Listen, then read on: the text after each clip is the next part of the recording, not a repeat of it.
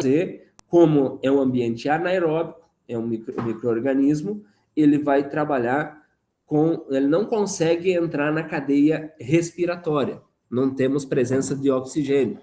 Como não tem presença de oxigênio, eu não consigo entrar na cadeia respiratória, eu faço por uma via anaeróbica e no final é produção de ácidos graxos. Então, o que nós vamos trabalhar? Eu vou ir tentando comparar a diferença da cadeia respiratória com a de fermentação. Então, esse vai ser o ponto de agora em diante para nós entender como que vai funcionar. Quando a gente entra em monogástricos, vai ser a via aeróbica, então com a cadeia respiratória. Quando a gente vai trabalhar micro-organismos ruminais, principalmente, a gente vai trabalhar essa via aqui.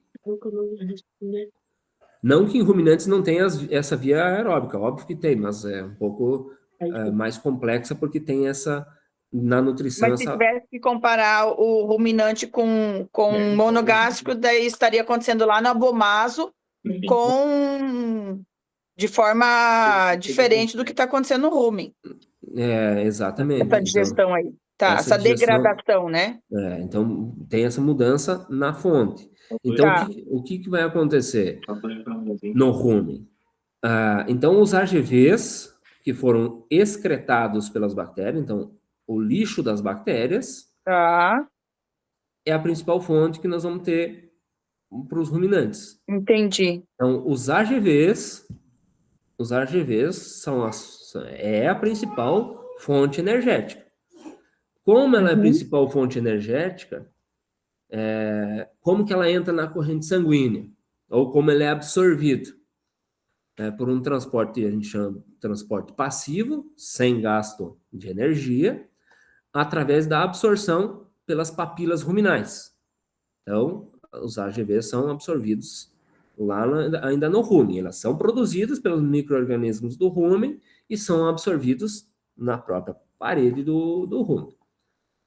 E esses ácidos graxos, eles são já direcionados diretamente para os tecidos que precisa fazer uma função. Então, chegam nas células e a maioria das células utiliza ácidos graxos como fonte de energia. Outro dia a gente estava comentando que o sistema nervoso, que ovários e produção de leite, por exemplo, para produção de lactose, eu preciso de glicose.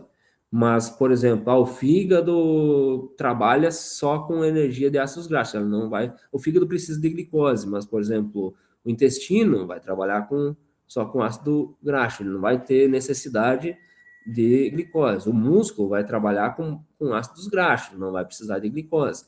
Então, a base da energia em ruminantes são ácidos graxos.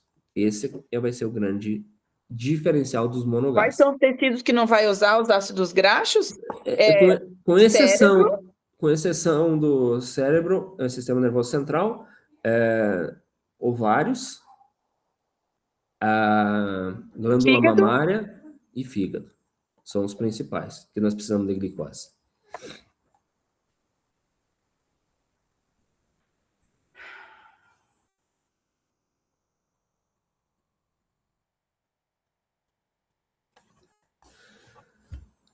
Aqui a gente chega na parte que explica tudo. Então, essa é o resumo. Esse é o resumo do que acontece dentro de uma célula animal, né? Então, quando a gente utiliza o oxigênio. Então, vamos falar, todos os mamíferos vai acontecer isso, as aves vai acontecer isso, micro-organismos anaeróbicos vai acontecer diferente. Nós temos 3 pontos, do ciclo de Krebs. Vou tentar explicar de forma simples e depois nós vamos, como se diz, piorando um pouquinho, né, para vocês entenderem. Nós temos em 3 momentos geração de ATP. Na glicólise, no ciclo de Krebs e na fosforilação oxidativa. É aqui a maior produção de ATP que acontece. Então, nós temos A glicólise, ela acontece ainda no citosol da célula. Entrou na célula, já acontece a glicólise. Essa vai acontecer também nos micro-organismos. O que é o processo? Eu pegar uma glicose e gerar 2 piruvato e um pouquinho de ATP. Esse é o ponto. Além disso, ele gera um cofator, que é onde vai ser um transportador de elétrons.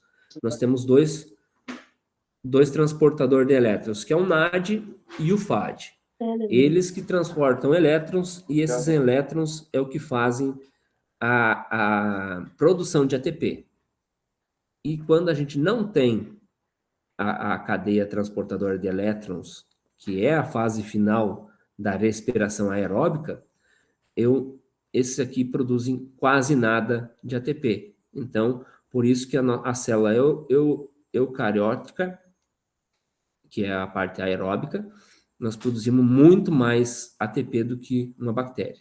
Eu vou explicar um pouquinho mais para frente. Então, primeira fase, glicólise. O piruvato vai entrar, ser a base para o ciclo de Krebs, que vai ser a que vai produzir um pouquinho de ATP e vai produzir NADH e FADH2, e o NAD e o FAD que entram na cadeia respiratória. Professor, desculpa te interromper, mas essa parte da respiração aeróbica, será que não dava para te deixar para amanhã? Fica muito ruim, porque a gente não teve intervalo, e aí na primeira aula a gente tinha conversado que ia terminar às 11, daí a aula de hoje, né? Pode Porque ser. para não ser muito cansativa e tal. Tá, deixa eu... Eu acho que, assim, é difícil. Eu acho que eu, pelo menos, me sentia melhor vendo em aula mesmo, em quadro, desenhando, puxando canetão, porque, assim, se eu entendi alguma coisa, senhor, foi muito. Não, essa é a parte mais complexa que nós temos, tá? Então, realmente, eu queria adiantar um pouquinho mais para a gente amanhã revisar, mas realmente já temos 11 horas, a gente pode... aqui está até errado a respiração. Mas a gente pode amanhã voltar, sim, com certeza, a gente parte daqui. Então, assim, a gente tem esse ponto aqui que a gente vai começar, eu só vou adiantar, ó, a glicólise, que é essa primeira parte aqui, ó, tá, de glicólise para piruvato, esse é o resumo. Isso que eu quero que vocês entendam. Mas é isso que acontece no organismo, ó. Tá? Aqui, o ácido pirúvico, o piruvato, ele chega aqui, ó. Mas tem todo esse processo aqui acontecendo. E aí a gente vai ter o ciclo de Krebs, gigante, que a gente vai estar trabalhando. Eu não quero de forma simples, que era o que era um bicho de 7 cabeças, eu quero facilitar. E o que acontece em ruminantes que a gente muda. Então, esse vai ser o caminho. Então, são 4, 5 slides complexos que a gente vai, na próxima aula, trabalhar. Não adianta, a gente vai ter que focar mais nesses próximos slides aqui, mesmo que a gente entra numa parte que, de repente, proteína atrasa um dia para a gente concentrar, mas carboidrato, proteína e lipídio vão ser as 3 principais aulas que a gente vai ter de base.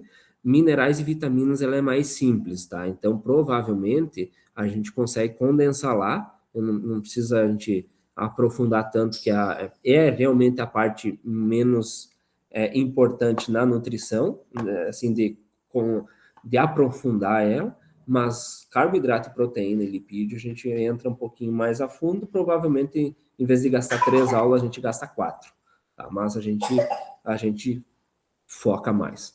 Então, vamos parar por aqui, então, hoje, e a gente segue na